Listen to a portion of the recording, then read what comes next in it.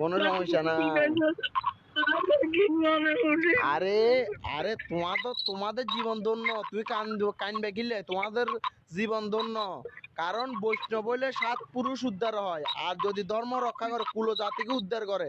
তুই যদি এরকম মা জন্ম দিছে যা রে, এখানে দুঃখ করার কিছু নাই তো। কারণ কি ধর্ম রক্ষায় কজন মরতে পারে, সবার ভাগ্যে সবাই।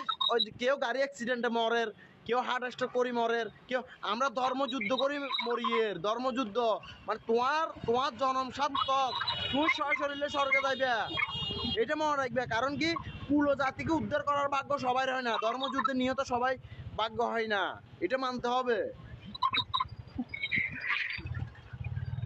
এগুলোকে টেনশন করার কোনো দরকার নাই। আমরা তো রাজনীতি করি নাই, আমরা কি রাজনীতি করছি? আমরা ধর্মযুদ্ধ করছি। ধর্মযুদ্ধ যে করে স্বয়ং ভগবান তাকে রক্ষা করবে।